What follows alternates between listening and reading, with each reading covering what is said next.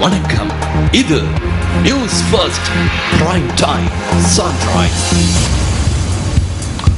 அனைவருக்கும் இனிய காலை வணக்கம்.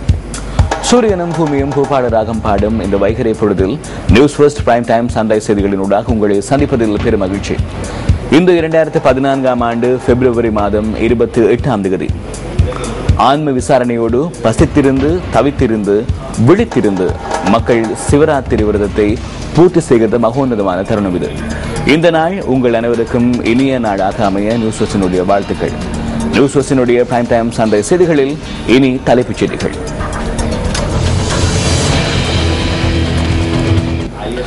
தபால் வாக்குச்சீட்டுகள் அடங்கிய பொதிகளை தபால் திணைக்கள அதிகாரிகளுக்கு வழங்கும் நடவடிக்கை இன்று ஆரம்பம். தமது கோரிக்கைகளுக்கு எழுத்து மூல வாக்குறுதிகள் வழங்கப்படும் வரை பணி பகிஷ்கரிப்பை தொடர்வதாக இருதய மற்றும் நுரையீரல் சிகிச்சை நிபுணர்கள் சங்கம் தெரிவிப்பு. 15 வருடங்களாக அமெரிக்க சிறையில் இருந்த கியூபாவை சேர்ந்த புலனாய்வுத்துறை அதிகாரி விடுதலை செய்யப்படுவார் என அறிவிப்பு.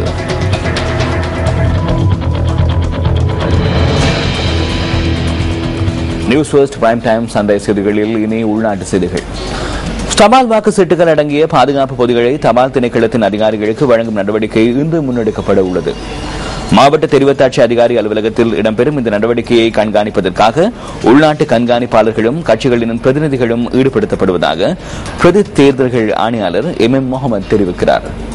இது தொடர்பான மேலதிக தகவல்களை அறிந்து கொள்வதற்காக பிரதி தேர்தல்கள் ஆணையாளருடன் தொலைபேசி வாயிலாக நாங்கள் தொடர்பினை ஏற்படுத்துகிறோம். வணக்கம். வணக்கம் கூகுள். ஆமா, இந்த விடயம் சம்பந்தமாக உங்களுடைய கருத்துக்களை சொல்லுங்கள். அதாவது இன்று ஏறத்தாழ 1,25,000 அஞ்சல் வாக்காளர்களுக்கான வாக்குச்சீட்டு பொதிகள் குறித்த மாவட்டங்களின் தெரிவத்தாட்சி அலுவலகங்களில் அமைய பெற்றுள்ள அரசாங்க கட்டிட தொகுதிகளில் நிறுவப்படுகின்ற விநியோக நிலையங்களினூடாக விநியோகிக்கப்பட இருக்கின்றன. இந்த ஒவ்வொரு விநியோக நிலையத்துக்கும் ஒரு உதவி தெரிவத்தாட்சி அலுவலர் தலைமை வகிப்பதோடு அவருக்கு உதவியாக பல முகாமைத்துவ உதவியாளர்கள் என்ற பிரிவைச் சேர்ந்த அலுவலர்கள் நியமிக்கப்படவிருக்கிறார்கள். இந்த வாக்குச்சீட்டு பொதிகள் தற்காலிகமாக நிறுவப்படுகின்ற அஞ்சல் அலுவலகங்களுக்கு, அதாவது அந்த கட்டிட தொகுதிக்குள் நிறுவப்படுகின்ற அஞ்சல் அலுவலகங்களில் உடனடியாக முடிவுற்றவுடன் கையளிக்கப்பட இருக்கின்றன. இதன் பின்னர் இவை அந்தந்த அஞ்சல் வாக்காளர்களின் அவர்கள் பணிபுரிகின்ற சேவை நிலையங்களுக்கு விநியோகிக்கப்பட்டு எதிர்வரும் 13-14 விடப்பட உள்ளது. நன்றி பிரதி தேர்தல்கள் ஆணையாளரே, காலை வேளையிலே எங்களோடு இணைந்து கொண்டமைக்காக நன்றி கூகுள். தமது கோரிக்கைகளுக்கு எழுத்து மூல வாக்குறுதிகள் வழங்கப்படும் வரை இருதய மற்றும் நுரையீரல் அதிகாரிகளின் பணி பகிஷ்கரிப்பை தொடர்ந்து முன்னெடுப்பதாக இருதய மற்றும் நுரையீரல் தொடர்பான சிகிச்சைகளுக்கு உதவி வழங்கும் நிபுணர்கள் சங்கம் தெரிவிக்கிறது. தமது கோரிக்கைகளை பெற்றுத் தருவதாக சுகாதார அமைச்சு அறிவித்துள்ளதாக சங்கத்தின் தலைவர் கமனி குணரத்ன கூறுகிறார். எனினும் அது தொடர்பில் எழுத்து மூலம் அறிவிக்கும் வரை பணி பகிஷ்கரிப்பை தொடர்ந்து முன்னெடுப்பதாக அவர் குறிப்பிடுகிறார். இருதய மற்றும் நுரையீரல் அதிகாரிகளின் பணி பகிஷ்கரிப்பு காரணமாக நாட்டில் உள்ள பிரதான 4 வைத்தியசாலைகளின் இருதய சத்திர சிகிச்சைகள் பாதிக்கப்பட்டுள்ளன. இதனால் இருதய சத்திர சிகிச்சைகளை பிற்போடப்படலாம் எனவும் வைத்தியசாலையின் அதிகாரிகள் தெரிவிக்கின்றனர். 6/2006 சம்பள சுற்று நிரூபத்தில் காணப்படுகின்ற சம்பள பிரச்சனைகளை ரத்து செய்யுமாறும் தமது கடமையின் முக்கியத்துவத்தை கருத்தில் கொண்டு மேலதிக கொடுப்பனவு வழங்கப்பட வேண்டும் எனவும் சிரேஷ்ட தன்மையை அடிப்படையாக கொண்டு நிலையான கொடுப்பனவு ஒன்றை வழங்குமாறு வலியுறுத்தி இருதய மற்றும் நுரையீரல் அதிகாரிகள் பணி பகிஷ்கரிப்பை முன்னெடுத்து வருகின்றனர். தேசிய வைத்தியசாலை, கண்டி வைத்தியசாலை, கராப்பட்டி போதனா வைத்தியசாலை, கொழும்பு பிரிட்ஜ்வே சீமாட்டி சிறுவர் வைத்தியசாலையை சேர்ந்த 33 அதிகாரிகள் இந்த பணி பகிஷ்கரிப்பில் பங்கேற்றுள்ளனர்.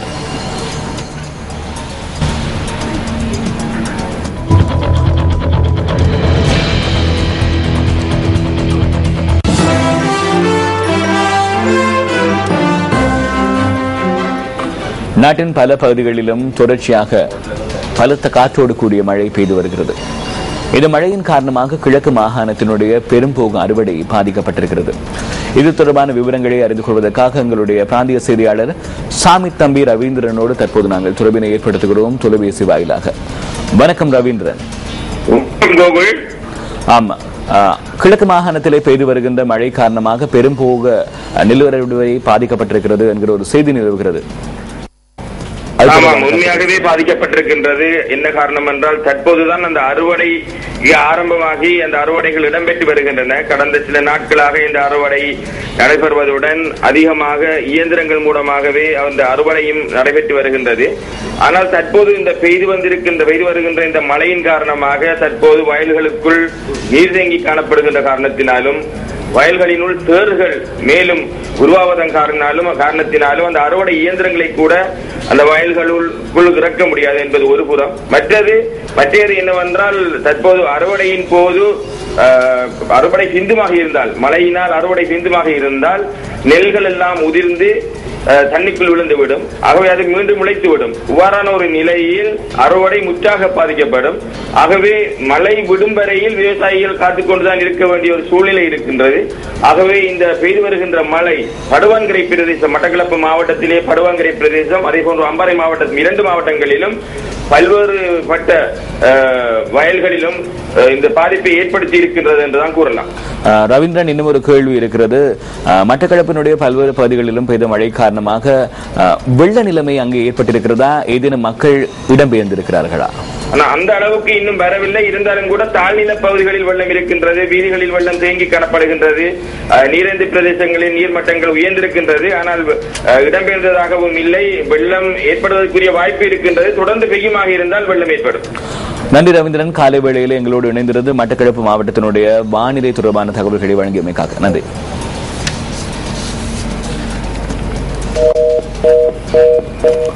அடுத்தபடியாக அம்பாறை மாவட்டத்தினுடைய வானிலை தொடர்பான விவரங்களை நாங்கள் அறிந்து கொள்ள இருக்கிறோம். அங்கே இருக்கிறார் எங்களுடைய பிராந்திய செய்தியாளர் சஹாப்தீன். இப்போது அவரோடு நாங்கள் தொலைபேசி ஊடாக தொடர்பினை ஏற்படுத்துகிறோம். வணக்கம் வணக்கம் சஹாப்தீன். அம்பாறை மாவட்டத்தினுடைய கள நிலவரம் எவ்வாறு இருக்கிறது? சீரற்ற வானிலை அங்கே நிலவியது. இப்பொழுது அங்கே எவ்வாறான ஒரு நிலைமை காணப்படுகிறது சஹாப்தீன்?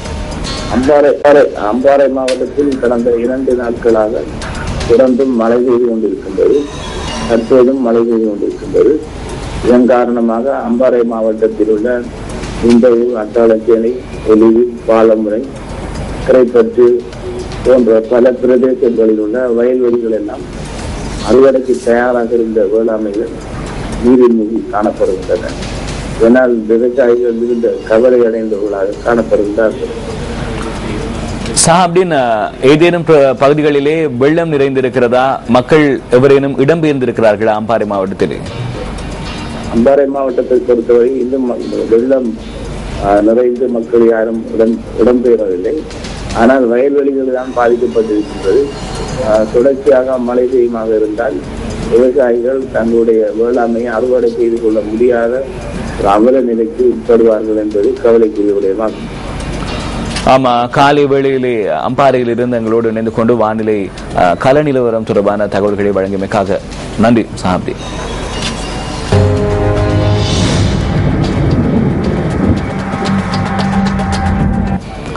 கிழக்கு மாகாணத்தினுடைய பல பகுதிகளிலும் நேற்றைய தினம் சீரற்ற வானிலை நிலவியது. அது மாத்திரமல்லாமல் நாட்டின் பல பகுதிகளிலே பலத்த காற்றோடு கூடிய மழையும் பெய்திருந்தது. இன்றைய வானிலை தொடர்பான தகவல்களை அறிந்து கொள்வதற்காக வானிலை அதிகாரி கே சூரியகுமாரனோடு இப்போது நாங்கள் தொடர்பினை ஏற்படுத்துகிறோம். வணக்கம் சூரியகுமாரன். வணக்கம்.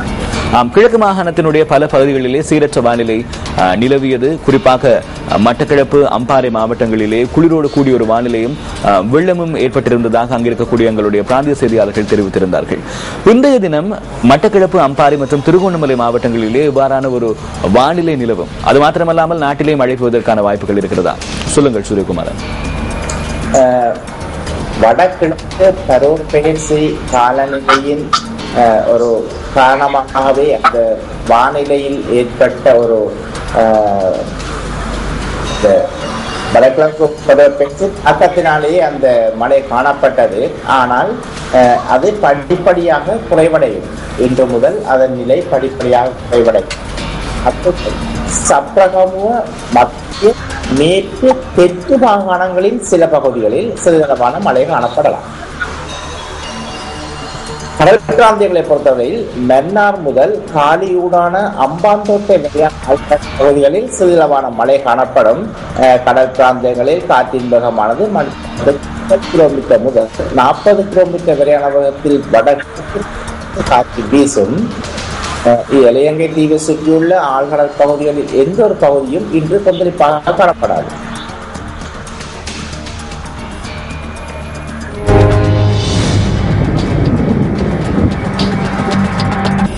இன்றைய நாளில் நீங்கள் எடுத்த காரியங்கள் யாவிலும் வெற்றி பெற வேண்டும் என்பதே எமது எதிர்பார்ப்பு. இன்றைய நாளை மகிழ்ச்சியோடு ஆரம்பியுங்கள். இத்துடன் நியூஸ் ஃபர்ஸ்ட் பிரைம் டைம் சார்ந்த செய்திகள் நிறைவடைகின்றன. வணக்கம். Hotline 0114-896-896 www.newsfirst.lk. Feedback at newsfirst.lk.